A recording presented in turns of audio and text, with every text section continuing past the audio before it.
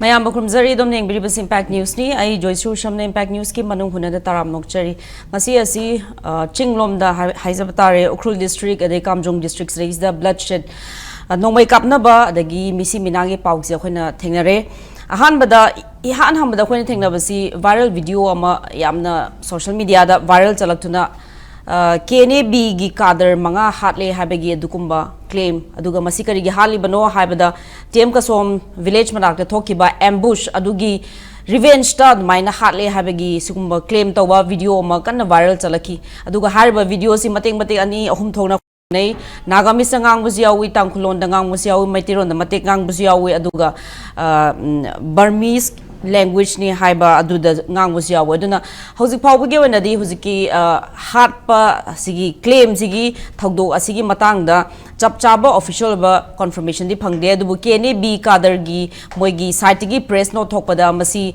aran bani masi sasnabni haibegi moigi site gi claim di lai adubu aduna claim ama leire counter claim ama leire aduga hariba sigumba thogdo asina Kamjong gi district ki manung chanba aduda border area thokpa thogdo ma wari aduga Ukhrul district romdana hojik sina kathei da no mai kapna ba adwai dida hojik tangkhul gi volunteer chahi kun ga mapan khatang ngari ba na ha ma lekhi da bagi paw leire aduga adugi mathakta military combat style setpa mioi ani kuki proof ki mioi ni haiba mioi ani su lekhi da bagi paw leire aduga adugi mathakta mioi manga so pan nang khi hairi hojik kuki proof ki mioi sing nupi ama yauna masini hojik phawbagi update aduga aduna hojiki Ukhrul gi irang sikhaktang na tabida Manipur gi irang da zu akhoi harakpadagi hauna narratives claims counter claim masikum masim yam thingna dun lakpani duga hojikti akhoi gi crisis akhoi gi conflict asi hojik just purubani khakna tabida angle ahum na sumaina phangdorokpagi sumaina mami je tam na sum hengalakli handa ikoi dana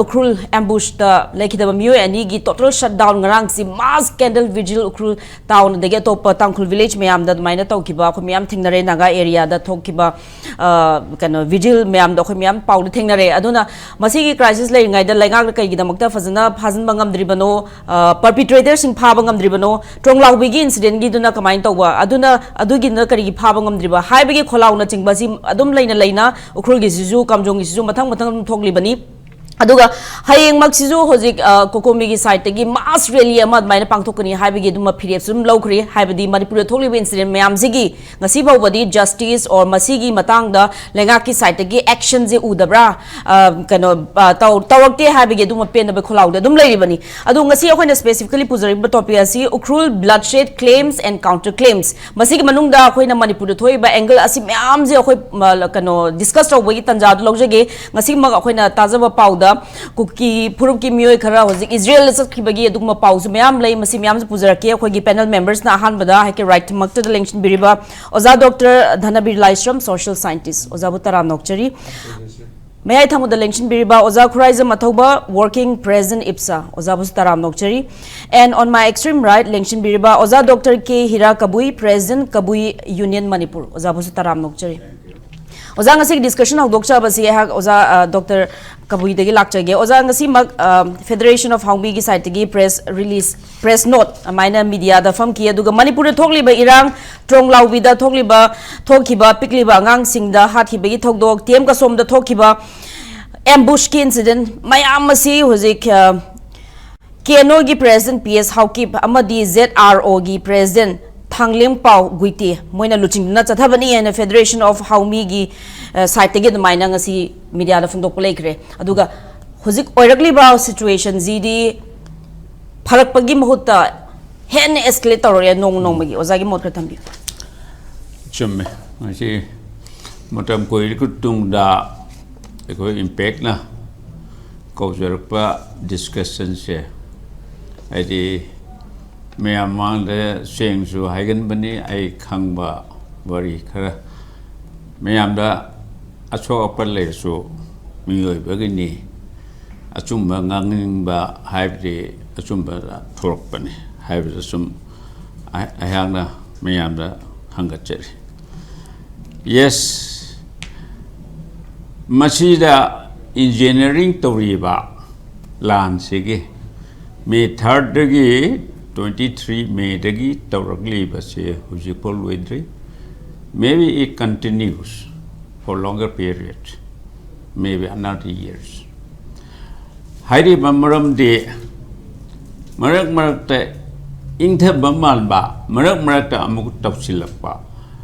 Now I quit Mayam Yahomi Hibatar.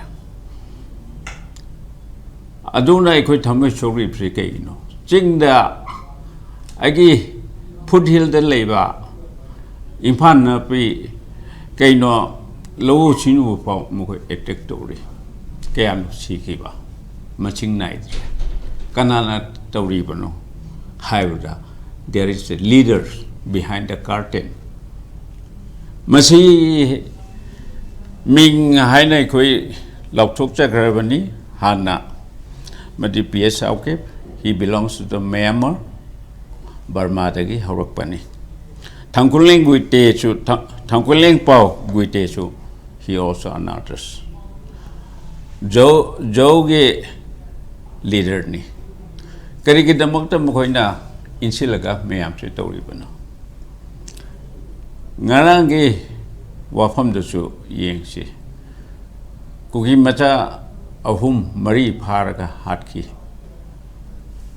Jing the Gay Quigi Mariba Nungshiba Haina ID Panjaningi Mokoi Chanja from Pirimba Kanano.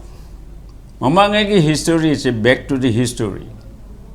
Yeng Lubatara de I quit Kabuchuka Mukshikra. Nungsina Duna Lam Kazikta Piramba. Adu the objective proportion. Rise of huge populations. More than Kabui. Kabui did Pictacarabani Kong. Full pick Mayam said Mokoina cooking the cooking hygiene bar. Cookie I have a career lie. Mashisu Kangseba. Cookie is another umbrella. Umbrella Amak Mokogi Kainoma Sagatpani. Imperialism, monarchism, Haina ID Panjaningi. Maram the Laitaba, Mokoina Changa from Pidu Baki Nunchi Chana Rubagi. Adu the Gavji, Impanda Su Yingsi. Cookie Camo Bank Haiba Aduga Bila Haiba Mayam Lake Herbani. A quick ability to Kibra. Purum Gumbacha Toki Labra. I'm all Gumbacha Toki Labra. But they are declining. Either in the populations, either in the service, in the government service. Later Trabani. Maduna Mohina behind the curtain, in Sindana, Nahaching brainwash Taudana, Nome Apava, Su Tore Haraga, Sugi Namada. Chenjung government Kamo Kaitokiba. A huge cross of rupees. The Federation ki side tagi us minor point out the race minor adudi kari lengak tagi kari the expectation lengak tagi excel over Kuina Hydocra Federation Panbigunuko Ekabugan Lapani. See the Tuman Saki because I represent as a Kabu Union. Go Masina. I know hygienic Madi behind the curtain, me Shanava later, leader later, Pagrab the leader who Pagramni. Example of my economic topaling era. Lan Horuro, Ninto Tokan the Kanachangi, Sipoi Mayams in Changi, Mantri Mayams in Changi. Adu Chanda Duna Mokote Sana. I'm holy, but they are not holy in their hearts. So my high I don't know Mokoi incident, Mokoina, anything, everything, Pochi Mayam say a quick more day, may take a movie tatokre. Mamanga is the Equiki Kabuishi, Hana, Burma Saita, borders related me, Lumley Hives equivalent me, even Mijorams related me. Asigumba incident Mayam Aishu Kangri. I know service during it, I Mijoram the posting during it. Kabui Nupama, Ahanama, Tena Ebu Zakui. Kabui Ahanala Island, Kabui Londo Varishani. Adu Gumba, me Nuito. I know Hangi, Pabung and Chahi Kasura, Mama Pasic Haurupani, Kabuyoina. Now they get married, intermarriage. Aina mamangida yamna sahi kunthagi mamangda. We should improve or support the intercultural marriage. Nungsi chanan bagi. But hujiki wakalun dedi they want to snatch the land. Aikoi lamse loning eba. Aduna in the sounding river the agi wakalun da. Mata aikoi speaker mayam so hairakani palakani. Aikoi 1783 gi Bengal fronted AXC hujik Manipur se Chanari. British की monopolism जो तौरी है लफोपु याद हो merger तौर का ला चिंग देखो मेथी का भाई आते हैं why they are illegal immigrants and copy smuggling तौर का plantation तौर का मुख्य लम्बे है रिब जो कई गिनो मशीद there is a huge money earned from their illegal purposes. Aduna illegal or in a special keep that Mokoi they have got a very deadly weaponaries. Aduna Mokoina Burma Dagi Labena Chin Cookie Hina later Nina Adugi Damata through Mokoiki Yam the benefit. I'm a punky. They can just run out one foot, then they become a foreigner. They can come in another foot, then they belong to Manipuri or Indian citizen. Why? The government is blind. I know hygienic the government is blind to we highly was a union government also others and the state government also others. State governments na ipaipuni ahanlamani thona panma lebaki damata khandeduna karigino. Aibu puraga puriba mido hangdana puriba China Pauriba is a pow kolu nang land money hybrid. This is too much. Ozaduga Koyoziki, Tronglau big incident, Aduga, Ukhrul the talk about incidents, but see the pain that the Nanuite the Nauzik, Purupki, Purup Mayam, indigenous community, Mayam, Kabui, Tankul, Maite, Pangal, Yam Toga protester with demonstration was the Queen thing as a powder, Masing a Simak some young Pupi Bazarum, that minor, it might be Mayam Toga, Maitawi. So you see, unitedly stand the Winnie Hybagi period, Sima the Aquina, Sikumas the Uber Tinere, Ozade concerning Basi, Kabui Purup say, Pixu Pixel Hare, Kabu Union Manipuri side. Hosi oragli ba kanana thogali bano habase mayam khangba targasu action je phajna logde habi pen da kholauni masri is the karma makhalgi role lauraga karma makhalgi kamaina peace purak pada lebak asinga lamdam asingak pada saruk yabagi mustan le lamdan se phajana ngak ke habi aran batori ba mapu enas sanari ba adu phaga jabne amaram da haiti Pambi Simana Lotocraty, Putocraty, Hinky Gedro. I quit the Manang at the Punaba, Masang at the Punaba Tourist, Kadaiki, Namkigeda, Namkiro. I don't know, there is still a conflict, ethnic conflict, Hajele, ID, Pamdi. It is a terrorism conflict. I quit the defense opening. Iman paza chibiyaro, isa ching chibiyaro. Aigi ibung chibiyaro, aigi isan jupi chibiyaro, isi chibiyaro. Had you talk pani, adu khulao se koi bazaar ngak te lao pan de id pendi. Tawabo head of the leaders, Manipur lengat da, munganda, phajana ngang gadapni. Mana gyanta han gadapni. Mana gyanta da. Then still, it is a fresh Chaitoki. Amaga Amuka Sonakigini, a queen of that. Midi Kuba Putin lady, Ching the Yanta, Pili, Nui, Harovi, Assasat Tawun, Nui, Angao de Quitari, Carigino, a queen machine, Amaga Sidila, Licoli, a queen machine Ang from Topro, Siri Secanano. Turn out with the city of the Quichelli. I didn't anki. Angang Sahi Mangak Tangariba ꯑꯩꯈꯣꯏꯒꯤ ꯂꯝꯗꯝꯁꯤꯒꯤ ꯃꯁꯛ ꯈꯪꯗ꯭ꯔꯤꯕ ꯊꯥ ꯃꯉꯥꯒꯤꯗꯨꯅ ꯃꯄꯥꯅ ꯂꯥꯛꯂꯒ ꯃꯕꯣꯛꯅ ꯂꯥꯛꯂꯒ ꯉꯥꯛꯇ ꯅꯣꯛꯆꯕ ꯃꯕꯣꯛꯅ ꯄꯦꯟꯖꯈꯤꯕ ꯑꯉꯥꯡꯗꯨꯅ ꯄꯦꯟꯖꯈꯤꯕꯗꯨ it can be compensated with 10 lakhs ꯑꯩꯗꯤ ꯉꯥꯡꯈꯤ ꯅꯣ ꯂꯧꯕ ꯌꯥꯔꯣꯏ ꯏꯀꯥꯏꯖꯩ 10 lakhꯀꯤꯗꯃꯛꯇ ꯑꯩꯒꯤ ꯊꯋꯥꯏ ꯊꯥꯗꯣꯛꯄ ꯑꯉꯥꯡꯒꯤꯁꯦ ꯃꯥꯁꯦ ꯍꯌꯦꯡꯃꯨꯛ ꯐꯖꯅ ꯌꯣꯛꯄꯤꯕ ꯇꯥꯔꯗꯤ ꯀꯔꯤ ꯑꯣꯏꯔꯛꯄ ꯌꯥꯏ ꯑꯁꯤ ꯈꯪꯐꯝ ꯊꯣꯛꯄꯅꯤ ꯗꯒꯤ ꯑꯣꯖꯥ ꯍꯧꯖꯤꯛꯀꯤ ꯎꯈ꯭ꯔꯨꯜ ꯁꯥꯏꯠꯇ ꯕ꯭ꯂꯗꯁꯦꯗ ꯇꯧꯕꯗ ꯁꯨꯃꯥꯏꯅ ꯂꯩꯈꯤꯗꯕꯁꯤꯁꯨ ꯃꯁꯤꯁꯨ ꯃꯥꯒꯤ ꯁꯤꯆꯨꯋꯦꯁꯟꯁꯤ ꯑꯍꯥꯟꯕꯗ ꯇꯦꯝ ꯀꯁꯣꯝꯒꯤ ꯑꯦꯝꯕꯨꯁꯇ ꯑꯅꯤꯅꯤ ꯉꯁꯤ ꯑꯃꯨꯛꯀ ꯑꯃ ꯁꯤꯔꯦ ꯑꯗꯨꯒ ꯑꯃꯨꯛ ꯀꯣꯝꯕꯦꯠ ꯌꯨꯅꯤꯐꯣꯔꯝꯗꯁꯨ ꯑꯅꯤ ꯁꯤꯕꯒꯤ ꯄꯥꯎꯁꯨ ꯂꯩ ꯑꯗꯨꯅ ꯅꯣꯡꯃꯒꯤ ꯁꯨꯝ ꯑꯦꯁꯀꯥꯂꯦꯠ ꯇꯧꯔꯛꯄꯒꯤ ꯑꯗꯨꯝꯕ ꯃꯤꯄꯥꯏꯕ ꯑꯁꯤ ꯂꯩꯕ꯭ꯔꯥ ꯃꯁꯤꯁꯦ ꯆꯨꯝꯃꯤ ꯃꯤꯄꯥꯏꯐꯝ ꯊꯣꯛꯄꯅꯤ ꯃꯤ ꯑꯃꯕꯨ ꯑꯦꯝꯕꯨꯁ ꯍꯥꯏꯕꯗꯤ ꯏꯁꯥꯅ translate tꯧꯔꯕ ꯂꯣꯠꯅ ꯀꯥꯞꯔꯛꯄꯅꯤ ꯈꯪꯗꯍꯟꯗꯅ ꯀꯣ Madonna ambush over layman people, that simple people, innocent people, mana feel the separato, Jumnagi, Lakai the separato, Tabo Magi the Mak separato, ambush already. Siroidro.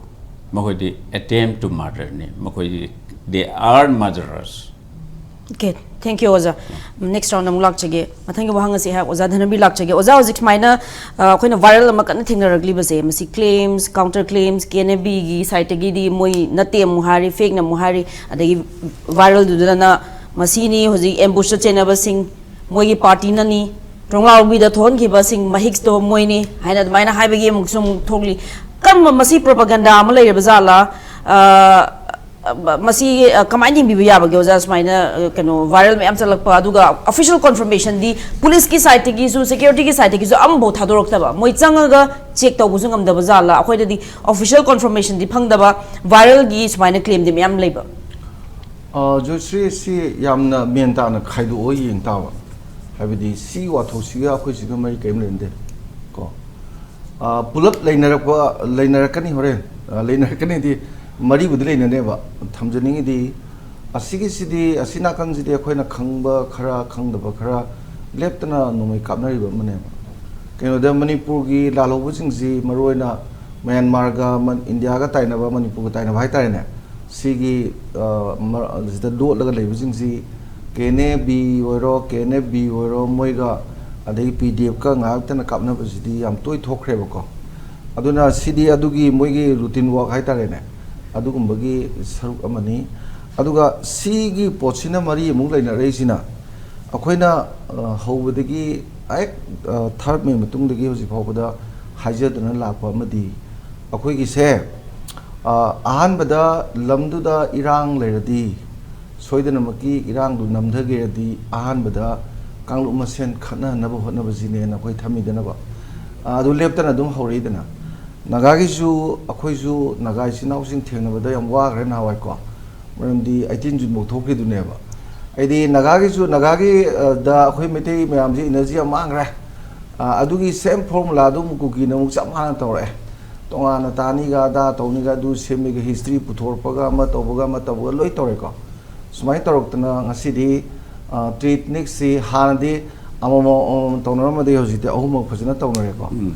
Masina Masi Aquina Kari, Kaugeda, internal contradiction, voluminous over Koi. Have the Lalovo level Mamada Mana contradictory, my enemy do Amakataneva, oppressors. Aduda, Sigi contradictions, Subnasum Tor, the principle or Gadi. I am not of the history of the technology, my pocket of Moyo Day. Aduna Adugi, contradictions, Lalan Gerdi. Sigi principle antagonistic contradictions, Lalan Gerdi. Fully by Miamsing do Amaga Magatina than a Puna and Mazivokina internal contradiction. However, see the contradiction to the Torom, the gate of Toga, Aquemanum, the internal contradiction to Budu. A city Masana engineer to Caneva. See engineer to Buzi, Aquigi, Nagai Zungare, any communities, a Quaker Pangba, Pang by the Kandava.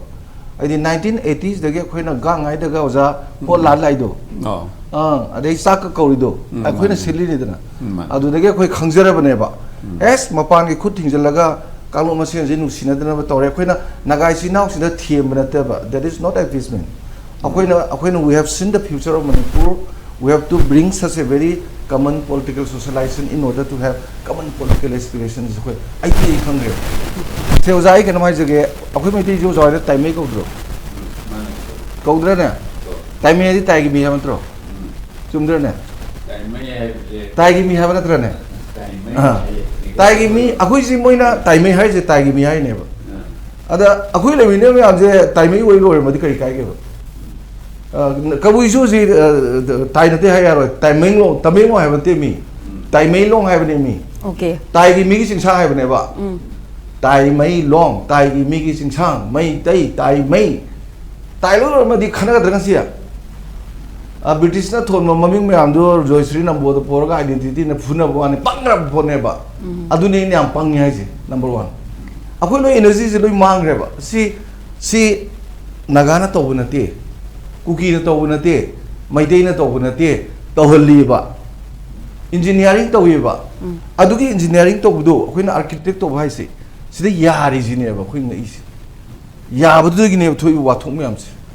Aduna, Masigi subside tonaba, Masi tonaba, when a can of Keda, Ching them sack over laiva, gang either quiz pot in Basaliba, in my bench I don't know, so till a pot got tin Basaliba, see ching me the me man was him guy to guide and are they the New Year the Saliba, the Mera Hokchong Motoriba Coliba Mams, Loinabak say internal contradictions among the never. I do can understand of them.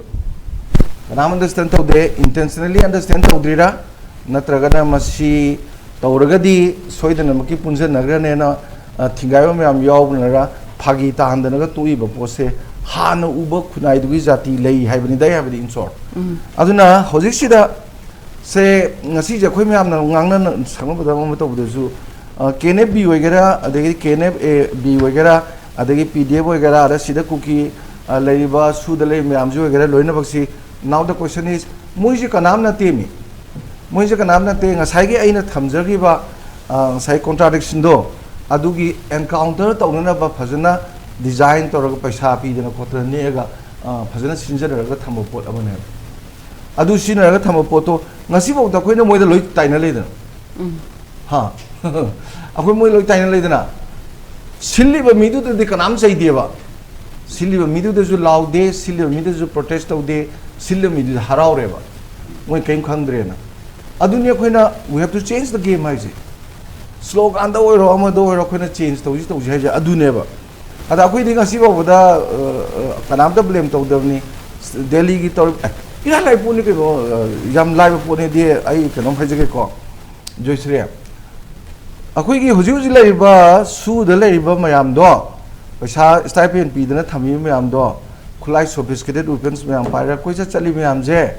Masibu Pazana. Genetic and Masing Handaraga, remote Pusalaga, Moi Gulai Dubu, BSF the CRP of the Sinaga, the Lambijo Salani, IDP Mayum Hanjalani, Baparzo Zula, Karim Lever. Moisy, I'm the Kulai Paviam Hiba, Lot Pam Hiba, Dukum Basunati, Mammy Mada, Pazana Salab Canada, a social media Talabuda, Lepocos had a support Ududi.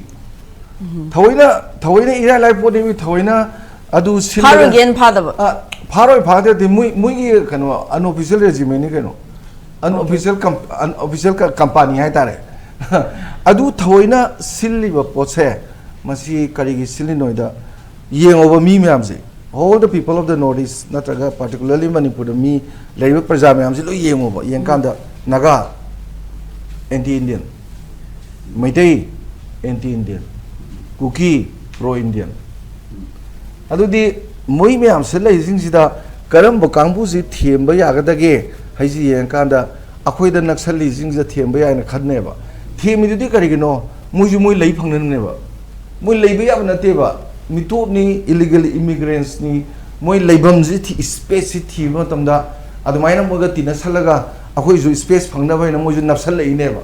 Napsala Badukudong Savalorga, Mujum scenery never. At my Torga Sigi Posi Lahalini, Nasidi Noire, Proxy War. Proxy War is Aquino and I have the war, Tarme Matum, Nunu, the Hive Orena. Nasisu Momizini, Matam, the Queen Ankanda, Akamiam, and Gitamoka, Kangarami never. Kado come with Nasidi Zapsana Tokle. Kado come with more than 40 years, ma'am, with the work to Renikano. Ada proxy war lain ngasi di ada economic collapse tore, social assimilation lain, social security lain, humanitarian crisis lain, civil war tholbo buyare. Now the question is, see me am jisi पृथ्वी की Somalia दा Sudan दा Syria दा Yemen दा high tea दा लिबिया दा तौही मैं उले हौजी बोक चथब यावरी चही 3 हेन चथब यावरी बा अदु मैं आमदु सुमाइना मतम सांगना चथहलगा अखोय मैं आमजी प्रॉक्सी वाजी तौ तौ दन तौरगा इकोनॉमी कोलैप्स तो हनबा सोशल एसिमिलेशन तौबा मरोइना सोशल सिक्योरिटी मांगला दि हौजी जोश्री वाम हाइगेने सिदा एयरपोर्ट प्लेन पाइरिजे aviation ni keno tong na badai government ya adre nord east particularly Manipur de aeroplane to pilot roi de tamgun ju sala roi ha kugi ju sala roi maitei ju Manipur mong dei sweden to ro chapham lei treba adu gi thak tu ni yora ni adu thak tu yob se is very serious ko ya thina serious ba matang ne si di toxin na ba ba akhoi discussion tau jari ba khoi ju meeting do wang am chali ba khoi ju karem ka thaina toxin na ya do matam ne situation yam tina lure ba sikse very serious hai ni ai sai panjagi ba lam yam do Haiti Libya Somalia are Sudan Syria Yemen am te yeng biu ha phakalaga kari lamdu to kari thoi hoji ke dori ge se the same thing akhoi se ta do ni maram de akhoi noi myam je security force hai bi mateng yaw di hingmang am dre ko du ne tarai se lami sele moi mateng yaw di ade yum de tum me khoi nuai tum phage di moi mateng yaw di adre kai na amal la ise si lahanna ba honna ba sida kwai de gi maru wori se kwai de maru wori se lenga ko sing sine khoi lenga ko sing si oza lenga ko sing na moi thabak mathau ning thina tawdre haba de gi hozik volunteers ma yam tholak li base si seasonal situation si soi ni si soi ni da aduna ina game change ne hai do akhoi palang lang ma mathau ta da podam ne ba si di yam lot na kari khana gi ge kai do gi bo khang da na strategy we have to change the game ai jaina akhoi ya hana sathar yo pot myam ji loi change to gum changi ba kari noi da irang thona na bo honara ga akhoi ne irang thodi se sana ba ji munnam ting biyo ba pu reason je kaim na te ba ama dun opponent dun na masi ma pham ji ma sangan ge na thok tor sum pusalak ne ba ama dun khang da sanghelu ne ba ada ne ba kano khoi kano loi ri je dum la loi ri je du ne ba mi ne tong bu do khoi jum to le di kugi ga degi tongan mon injan biri ba prabu me am jing duna paung potu akhoi na sum tau tau le de akhoi gi strategy krai dunu men provoke dum tau lei ra ba provoke react tau provoke to bu khoi na chi hojik se suppose ke nam hai jage ba lengak sing sina akhoi gi lengak ko me am jing sina amaga mungna dana lebe mahut ko pula pok sung jen ba matam we ba ke noi da moi future of Manipur ji moi makuta lei ne mi prajai makuta lei te ba प्रजादी उसी होक तौनी कंजनी हेंजनी एक जजा पास तो सरकनी में हम फानी फूनी सीनी हानी कहीं तो रोय थोकी में आलोती ये उधर सीवन तक कहीं दौड़ी गए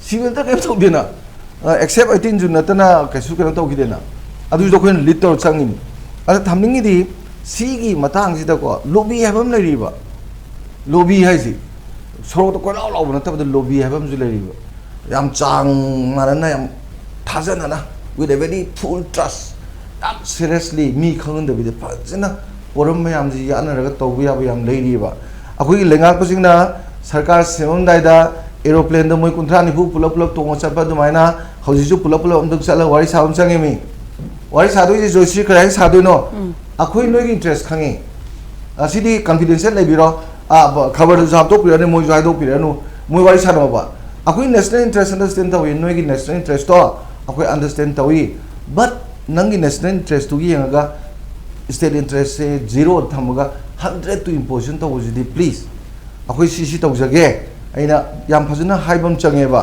ado jimoi chu do lei baji loi pusalaga thambaji akhoi state nga moroi baji delhi india ra ding amne ba delhi india state khatang da ding amroi ba try pata do hi bata na hoji atra pata oi bigera ma to gera akhoi di akhoi gi force state force bo sinangam dredna akhoi subject yaw jai ba public order and the police have over 7 schedule da je ko to bongam jadre ba so police adi uzi UAPA gi makha da empower to buzi adu gi empower to ri si yam phai akhoi je ubu ga yam nungai khangjam khange si mon da si mal phalam khang ra ne ba ado si gi now the question is tampak tam to to ra chingdi yo dra have a question ji le chingda swa le ni ke no am pose special power extend le no moi ko bu pro sa ba da kem to de sumdra adagi moina 100 tor mi amsi that is against the law, against the constitution ngasi wo kem tau dena atai di tokthok rone sigi inquiry committee do adugi report to tha taru gi mong do phong hai gi do hoji sai hom sudor phong de jine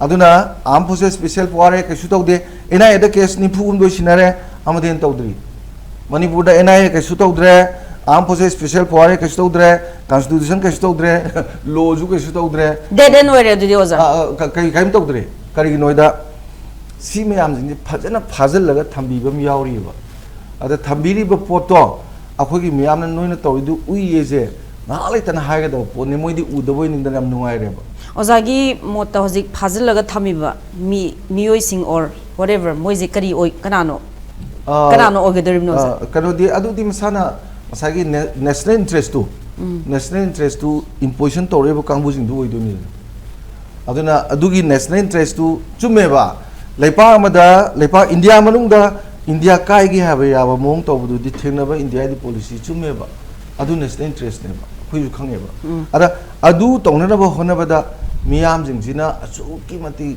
awa ba nang na ba gi mong da silaga di miyam ga magi national interest gi enkanda national interest har kana atai leriba state miyam di oiraga akhoi gi national manu chanda ba dong le ba akhoi miyam na wa di ka su khandre na adu na sade ba khoi haidi yes tawning adi moina laloba thengna ningbodo laloba thengna badu moina thengna bai mota kuki ne thengna bai mota moina thengna bai mota prajana laloba no thoro hai keno prajana hai bia dro prajana hai badi issue be the permanent adu kam kana hai ni khamra India gi citizen full fledged ne hai bagi sok thok chaba Manipuri masa Indian wo hen mungam de bang si oda that's the point national interest to tham ge ha ba ga di akoi national nation ji citizen on treat to be rose ne treat to chumnu ga tawdo na temi pakara tawdo maram di we are late comers into the mainstream of India akoi ji larik tamba ming chan bada larik phanam to hor ga theng na ming chal pagum bane mi oja du na tuition ha jalan to bi ga mayam du mana na hona ba dumaina booster to ga single ka da ne ba adugi mahota mayam ji loi ha ne na sum khal le di south tam ni ba thank you so much sikana lali yungdana adu bo khoi gi miyam je whole the communities khoi Manipur le miner miyam je ai di gyanam tan janingi tamin ningi ko mina injalaga sum khanaba mina injalaga khoi wathok chathok sauthola internal disturbance sum wangalaga sum ngawtana PRP papipa tawna bagi tawri thabak si to je le thank you oza thank you wanga se ha oza Khoraisa mathau lak chage oza ozaki Ukhrul da thoi bang sigi incident si mak nomai kapna ba mi si ba dagi viral video si mayam se kamai nem biya ba geza sigi thadona rei ba video se joshri masina narrative war ko we narrative war si mamang da already koi stage da han bagi koi sida irang hor kuma tam da su koi stage da na internet to thinga thame aduga internet thingi ne sida khoi myam ni dinwai na chena holding edu da tha ani muksida ekta mapalam da di misinformation disinformation campaign si padana mobilize tawraga lagi national international media me ama Churachandpur da puraga madeda shelter to holaga mobilize tawra camping tawraga war si chathara puduna metei si sungna landana aramba taraga pana kuin leram basi handora no hona yam kui changi bane sigi potsi koi mamaru ena koi armed group singi marakta confrontation to matam dasu maru ena military aggression la matam dasu si uma narrative war si anga phangna to me hojik se Ukraine Russia gi lanchi thi ko western countries singi leriba news channel me amse moina thadok report siga Russia today ga CNA Chinese ki CNA ga Singapore na thadok ko paw siga yengo ani ji yeng kanda na karamana chumi karamlan khangusong am maram di kaino da adu gi pot si tawba aduna high report se mana claim counter claim se tong na rakani masidi mahusane adu luri badi certain khoi gi organized armed groups singi marakta adumaina counter encounter tawnaraga khoi gi hard khoi gi yamna hard military confrontation tawnaraga matam sida state chi kedo lege sini khoi nong yeng isna haidi moisi state ki purview gi wang da swaida dum sanctuary in pitho ja adum noi thokwa da du noi dum tongno only now headquarter yoksalaga miyamda the district administration da kai piganu chinglak tari no me hana ge tawro na thado thamabra kari no tawri se habagi issue ma yam chauna lakpa ana koi ge lebak si pikraba state ama khagni ado state sigi manung side da koi gi law and order si kamaina maintain tawri ge adagi live central forces ma yam sina karma mong da sagi koi armed terrorist groups then armed group ma yam si kamaina masi control tawna na ba contain tawna karam karam method sinari ge haibase na draga kaim sin drabra chumna khaki miyam da dei mogi khogi audit ki report ta e khosh mana deploy tawri adu tawri mogi routine register da kai da check taw da heng service ki keno da kai da na ba khaki di dum reporting chat pa da aduga thabak oina ground da na kaim ta taw da na dum just maming gi oina leiraga adum akoi masen tawna ba gi pot myam sin tawna han jano haibagi thado ga thambra haibagi pot ma yam chauna leibane ada si pura maksigi leiriba kai hai tare khogi crisis haigadra natraga sigi armed khogi crisis se masi accountability ma fix tawde yaroi ara sigi accountability se kana da fix tawgada ge hai tardi lebak pai ri sida akoi me am mandate tawga lebak pai heli se government na ma leiri se sigu ma yam si miyam sina ma khoi da vote piraga election ka halaga assembly phamalaga then minister cabinet adu da semaga sigi structure amadane lai se ado high sigi structure sida highest decision making body si ekoi gi government sin have sigi government gi executive power si kadai da kamaina sinari ge have se ngasi ekoi miyam da accountability gi question ma yam chong nu jig lai oza du go hojiki handak ikui dana hogi CM na Ukhrul salam matung da next day da smaina mana media da or my social platform da miwe khara khakta na thingbo ramle haibagi wafum mai phongdo khibalei haibagi nuai ta bazu maina khoi khunja sing legi taw phangje aduga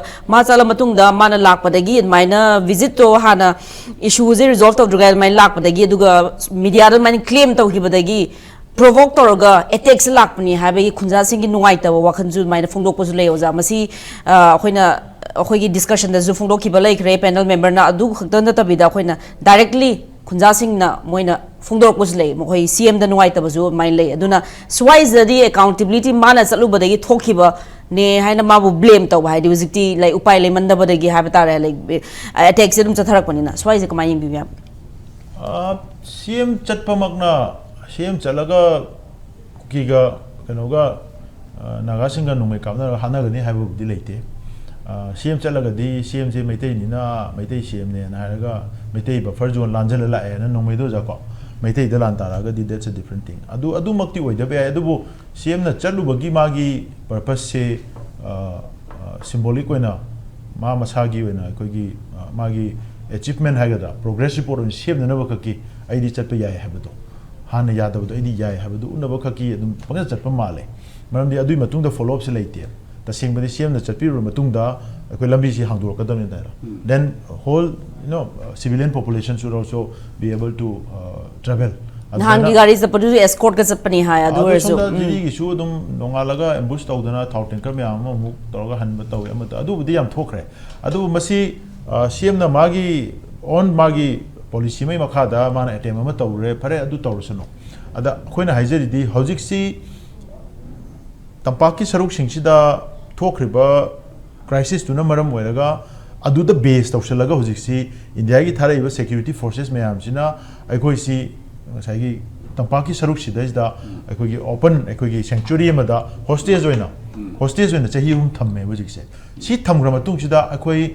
mi mata na su aikoi ji hojik si nampu da aikoi highway sida chatke de ching da du chatke ha hojik kanam tane attempt su tawdre aikoi gi chinja wa tana bu hullaga aikoi ji thamma matung da sigi chatharaiba kuki gi narco terrorist aggression sina belly the toromba dugi aggression se hoji expand to thoga ching de expand to rokane so this is a strategic design and ching de expand to ko si ju hekta ka heta simultaneously one mak to rokte surgically moina targeted strategically moina yam hai singna calculated oina moigi strategic oiba jaga adu khallaga sigi litan ga cycle ga samna ga doba marakta tangkul gi khul leidi sina kai the chingphai maraksa ringui leriba sigi sidesda oina tawre atop pasuna kan dan tangkul tabai hai di myam tari ko adom da tawde a kamjong manung da bo da ja jinwai tawde moi gi lambi do yak pya ba mafam do ina taw henna vulnerable oibadi wanglin namli adagi di sida lai riba adagi di nangi jet joro skype adagi somda nangi ningthi khul lai riba ko sona kan sing si am vulnerable oy man de som kene bi do sona kan da pra openly sanctuary law lai banina anytime changa ga la ji torom to but adu de attack tawde because adu da tangkul tanthoga moi purpose ke sak tawde okay moi gi purpose ti sona kan da Churachandpur dagi Kangpopi tamna German Tiger Road na taroga mathang village settlement ju sandoraga samjale Kangpopi dagi cycle expand tore cycle dagi hujik ditan ane Ukhrul gi larger si toga somcha kidoiba Chandelom da chakidori stress gi samnana hona konta marakta leriba sigi Tangkul gi village kharaje si lok thok pasini aduga sigi Kangpopi gi dana konsa khul gi marak ki leri se si lok thok pasini ba aduna ne liang mai sing de attack tawri se ko ireng daga tawri se ene pi thola tawri se somdana Tangkul tawri se aduna si strategic ne sigi strategic se isi kuki khatana ngam bana te ba Ukhrul da Tangkul gi mathak ta lan ta no ka pa mi hat pa ngam ko se masi they really need a superpower asi kuki